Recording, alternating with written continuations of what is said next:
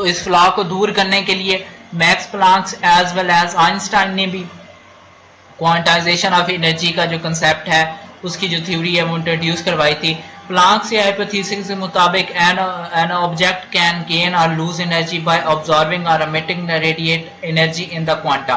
Quanta basically एक small time model कह सकते हैं, ये इसको एक किस्म का स्मॉल किस्म का मैटर पैकेट कैरी मैटर और वेव के दरमियान एनर्जी एक्सचेंज के लिए हम इस्तेमाल करते हैं। उसने ये के दरमियान जो एनर्जी लूज है या एनर्जी अब्जॉर्व है वो in the form of quanta हम मेजर करते हैं। मतलब कि अगर एक ऑब्जेक्ट एनर्जी रेडिएट कर रहा है वो भी in the form of quanta, जो हमारे पास पर्टिकुलर अमाउंट का एक एनर्जी पैकेट है उसकी फॉर्म में करेगा। अगर एक ऑब्जेक्ट हमारे पास एनर्जी एक्वायर कर रहा है, वो हासिल कर रहा है, तो वो भी in the form of quanta होगी। ये बेसिकली क्वांटाइजेशन ऑफ एनर्जी का कंसेप्ट था। और इसको मजीद इन डीप देखने के लिए हम देखते हैं कि इसकी फार्मूलेशन क्या होती है और इसका जो बेसिक फार्मूला स्ट्रक्चर है वो क्या होता है। Energy of the radiation is proportional to the frequency.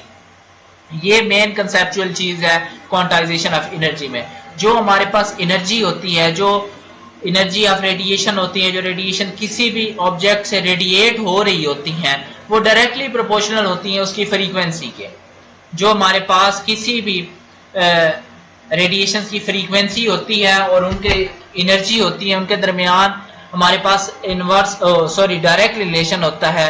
और साइन ऑफ प्रोपोर्शनैलिटी को खत्म करने के लिए हम एक कांस्टेंट लगाते हैं और ये कांस्टेंट की वैल्यू 6.62 मल्टीप्लाई 10⁻34 जूल पर सेकंड है।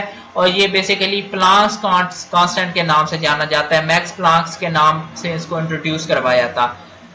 बेसिकली जो हमारे पास क्वांटाइजेशन ऑफ एनर्जी का फार्मूला है वो है हमारे पास E is equal to H.μ।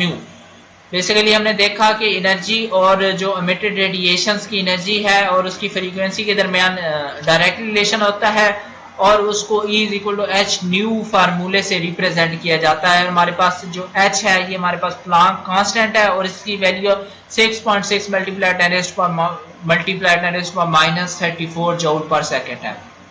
मजीद हम दो कंसेप्ट को देखते हैं कि कब हमारे पास एनर्जी ज्यादा होगी, जब हमारे पास वेवलेंथ लार्ज होगी और फ्रीक्वेंसी स्मॉल होगी, तो तब हमारे पास जो एनर्जी है एमिटेड रेडिएशंस की वो स्मॉल होगी।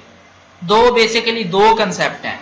जब हमारे पास वेवलेंथ लार्ज होगी और हमारे पास जो फ्रीक्वेंसी है वो स्मॉल होगी, तब हमारे पास जो एनर्जी है वो ग्रेटर होगी। इसी तरह जो हमारे पास लाइट है, रेडिएशंस है, उसकी वेवलेंथ स्मॉल होगी और उसकी जो फ्रीक्वेंसी है वो लार्ज होगी, देन हमारे पास एनर्जी भी लार्ज होगी। ये दो मेन किस्म के कंसेप्ट हैं जो आप याद कर सकते हैं, या इस तरह कर सकते हैं कि हमारे पास जब वेवलेंथ ज्यादा होगी तो एनर्जी कम होगी, जब हमारे पास वेवलेंथ कम होगी तो एनर्जी ज्यादा होगी। ये बेसिकली दो चीजें हैं। तो आज के लेक्चर में बेसिकली हमने देखा कि क्वांटाइजेशन ऑफ एनर्जी क्या होती है, इसने किसने इसको इंट्रोड्यूस करवाया और इसकी इंट्रोड्यूस करवाने की जरूरत क्या थी। जब हम ब्लैक बॉडी के स्पेक्ट्रम की वजाहत कर रहे थे तो अल्ट्रावायलेट क्राइस्टोफर को बयान करने के लिए, उसको सॉल्व करने के लिए मैक्स प्लांक ने ये क्वांटाइजेशन ऑफ एनर्जी का कंसेप्ट इंट्रोड्यूस करवाया था।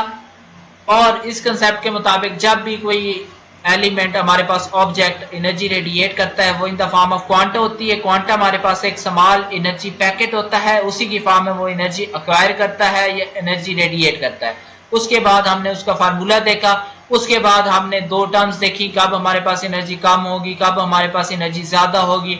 जब हमारे पास वेवलेंथ स्मॉल होगी तब हमारे पास एनर्जी ज्यादा होगी, जब वेवलेंथ ज्यादा होगी तब हमारे पास एनर्जी कम होगी। तो आज के लिए इतना ही, इजाजत दें, अल्लाह हाफिज।